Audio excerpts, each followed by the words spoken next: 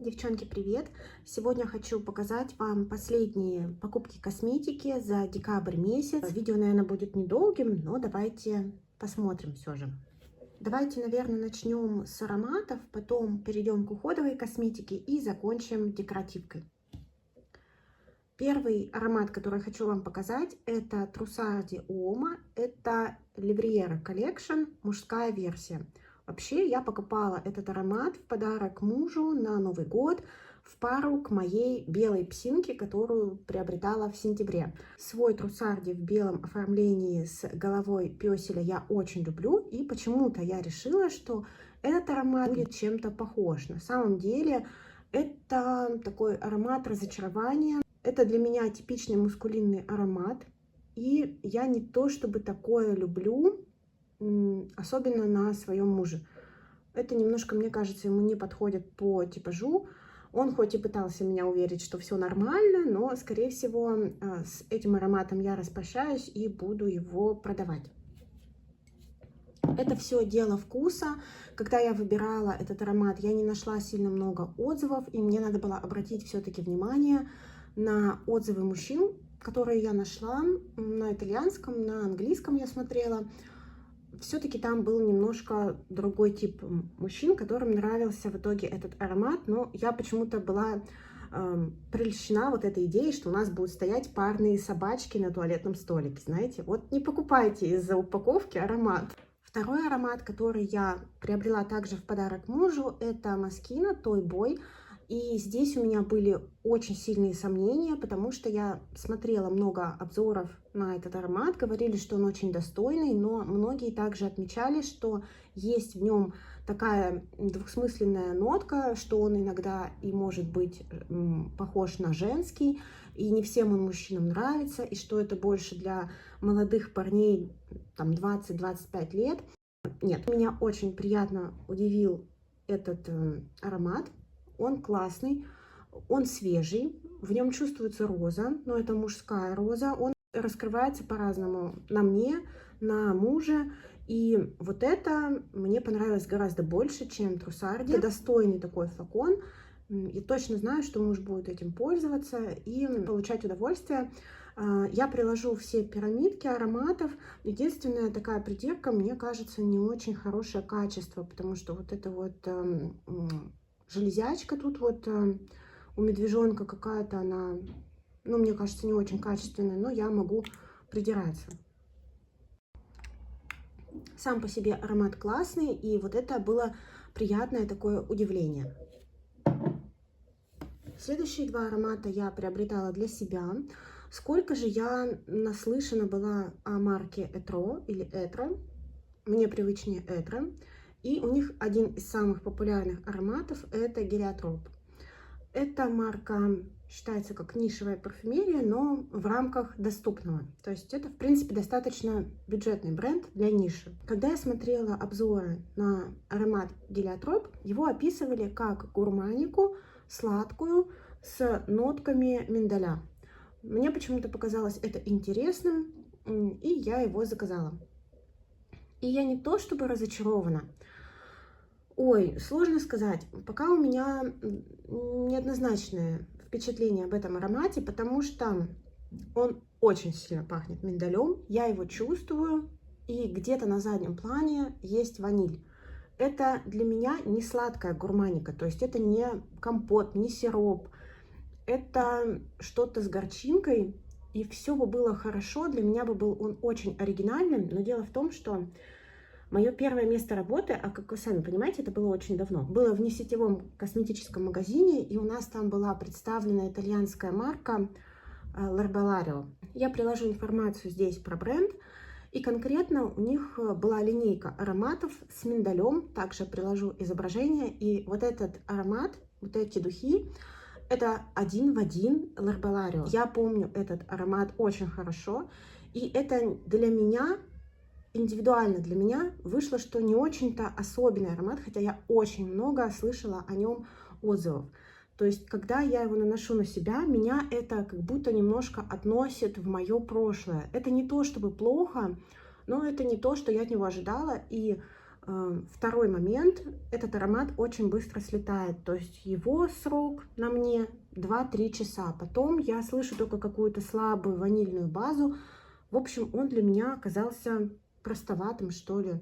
Напишите мне, я знаю, много есть любителей марки Etro. Возможно, мне нужно было начать с какого-то другого аромата, но вот у меня гелиотроп, я его продавать не буду, но он для меня пока неоднозначный. Возможно, потом я в него влюблюсь, кто знает. И аромат, который я приобрела просто вот буквально на баллы, на какую-то сдачу, он мне обошелся в какие-то копейки, на которые у меня было меньше всего надежд. Это Dolce Gabbana Dolce Lily. Было меньше всего надежд, потому что на него из вот этой всей линейки Dolce самые плохие отзывы. Что он простоват, что он никакой. Поэтому я просто его взяла, потому что он подходил там по ценнику, по акции. Мне было выгодно его взять, и я просто взяла его как ежедневный аромат на лето. И на самом деле он такой и есть, но он очень приятный. И я могу сказать, что я вообще люблю вот эту линейку Dolce. Я приложу, какие у меня были флаконы из этой линейки. Мне все понравились.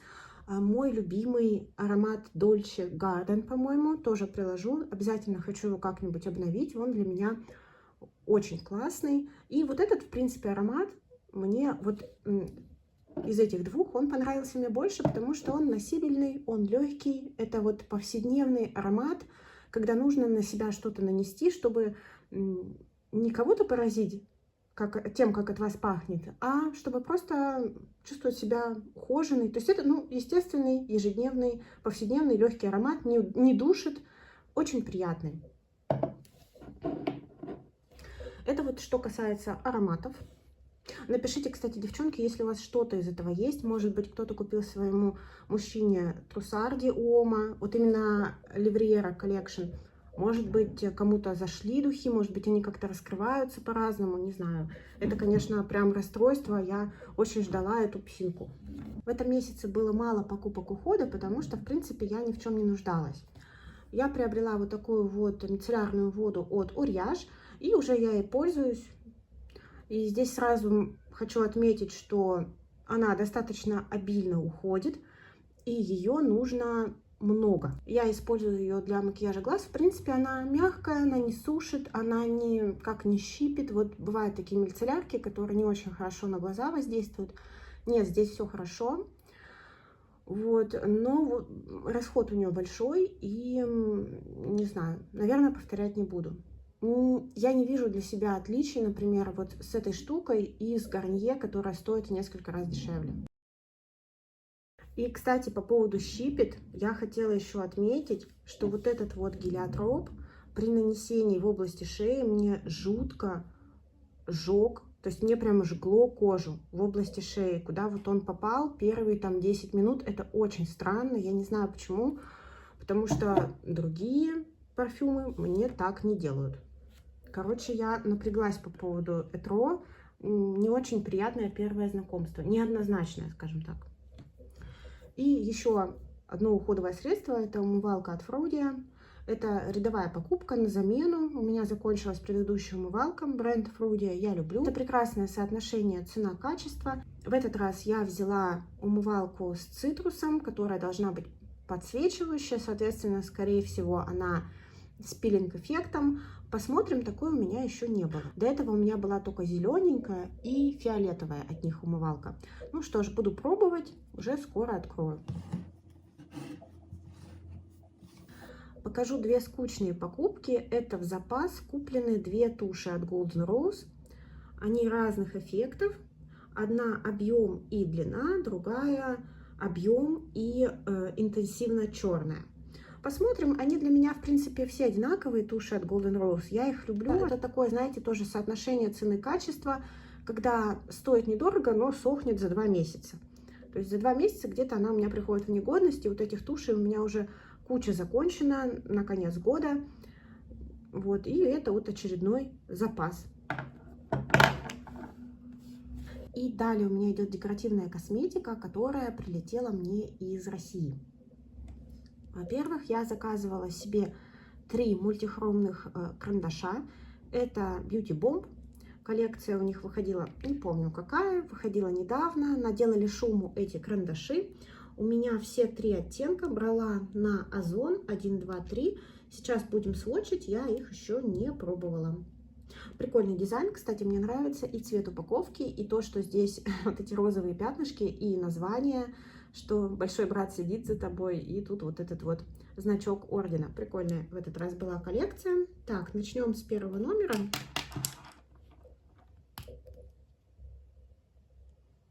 Посмотрим, мультихромят ли они. Не знаю, правда, будет в таком освещении это видно или нет.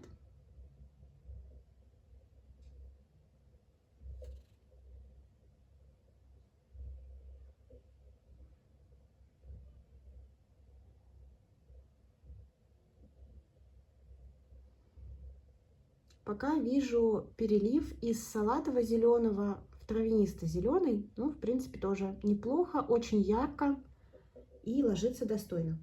Мягкий карандаш.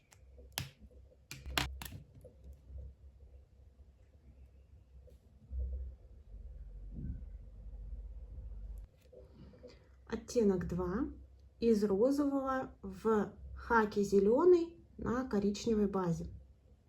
Тоже неплохо.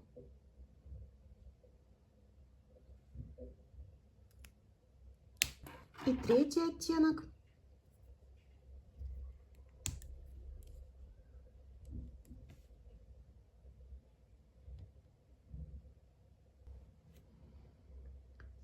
Из голубого в розовый. Ну что ж, переливы видны. В жизни видны еще больше. Мне кажется, на слизистую или в качестве стрелки, как акцентный, очень будет классно. И также я приобрела от Influence аналогичную штучку, в принципе, только в другом формате. Это аквалайнеры, и они тоже должны доохромить. Они очень маленькие, такая палеточка, крошечка. Но с другой стороны, сколько вам нужно аквалайнеров, тем более металлизированных, тем более дуохромов. Сейчас будем смотреть, пробовать. Мне очень понравилось, как в обзорах у девчонок они работают. Это вот была коллекция Levitation Effect. Давайте смотреть. Вот так вот они нанеслись. И пока у меня неоднозначные впечатления, потому что вот этот первый оттенок, он очень красивый, очень классно лег, мне нравится. Остальные оттенки, видимо, у меня была сильно маленькая кисточка, очень их пришлось долго размачивать. Они, конечно, дуохромят, но нужно больше воды, нужно побольше кисточку, и они как будто комочками ложатся. Видимо, тоже это от недостатка воды произошло. Вот. Пока я что-то не знаю. Будем пробовать в макияже.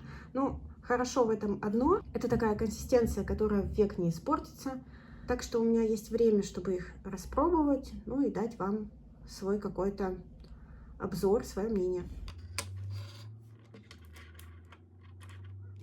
Вот, начала стирать. Аквалайнеры стерлись молниеносно от обычной влажной салфетки. Гелевые карандаши настолько стойкие, потому что я их уже несколько раз тру, смотрите, обычной салфеткой. И они вообще не уходят. Потрясающе просто. Давайте их оставим. Далее я вам уже говорила о том, что мне в последнее время очень нравится концепция корейского макияжа, поэтому я приобрела несколько позиций именно корейских производителей, корейской косметики. Во-первых, я решила приобрести хайлайтер от Лизда. У меня от них есть тональник, который, кстати, вообще мне не понравился. У меня это оттенок 02. Здесь небольшой объем, по-моему, грамма 4. И такой персиковый хайлайтер. Я вижу в нем отдельные блестки. Ничего не пробовала, ничего не сводчила. Ой, какая красота. Давайте смотреть.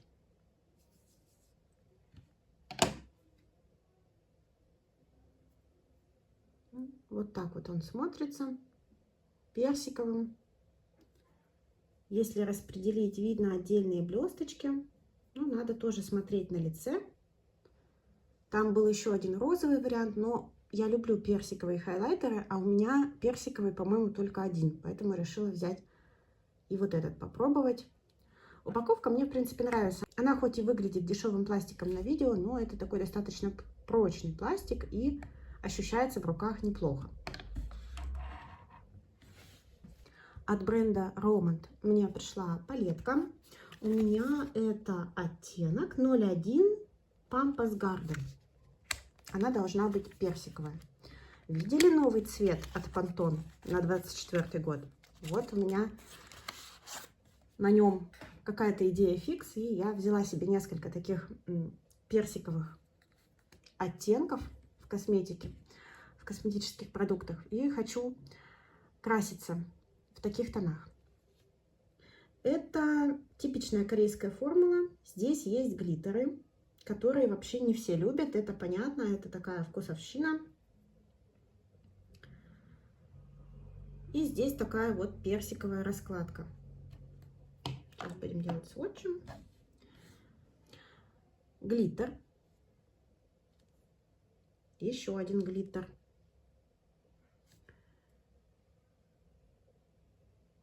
Это уже шиммер, скорее. Матовый персиковый оттенок. И такой металлик, что ли. Да, такой персиковый металлик. Это первый ряд. Матовый достаточно пигментированный, кстати говоря. И глиттеры, они такие типично корейские, они более клейкие и не крошатся, не обваливаются. Такое не страшно в маленьком количестве нанести на глаза. И я, в принципе, это вижу у себя в макияже, хотя обычно глиттерами не пользуюсь. И нижний ряд полностью матовый.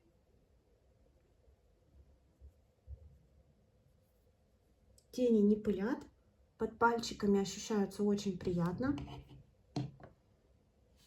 Давайте наносить куда-нибудь. Ну, этот, понятно, растушевочный, персиковый, светлый, потемнее и два коричневых. По-моему, обалденная раскладка матовых оттенков. И мне нравятся блестяшки. Я в предвкушении. Буду делать макияж, буду пробовать. Мне все нравится. Ну и первый минус, и это не окей, конечно же. Один единственный крупный глиттер, который здесь есть, он плохо стирается. Его нужно стирать прикладывающими движениями. Я, получается, просто его растерла по всей руке. Соответственно, скорее всего, если я и буду им пользоваться, то это будет что-то такое, ну, как акцентик, просто вот так вот. Совсем в маленьком количестве. Но красиво, красиво, ничего не скажешь. Следующая палетка, это тоже Romand. И эту палетку я видела в обзоре Ксении Give Me Green, если я правильно произнесла, тут название канала.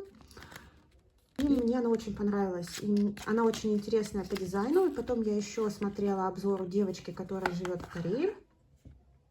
Это выходила какая-то коллаборация у Romand с каким-то брендом фруктов или фруктовых конфет. У меня это оттенок 01 Apricot Mood. И вот такая она интересная. Здесь уже нет глиттеров. Здесь тоже персиковая гамма. Это позиционируется как румяна. Давайте посводчим.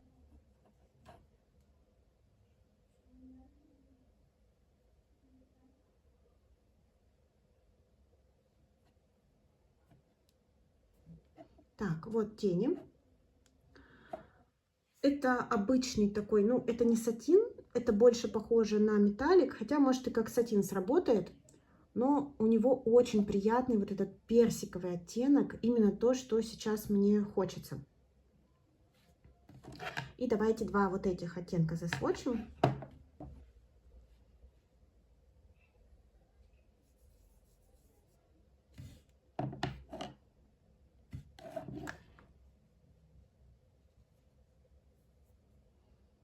Серебристый спаркл, очень красивый. Здесь розовые, золотые блесточки, персиковые. И вот такие румяна. Типичные корейские румяна, очень бледные, которые на лице скорее дадут эффект выбеливания. И вот этим эффектом, во-первых, они не всем идут, А во-вторых, они, если идут, то они очень классно освежают. Вот я такое люблю.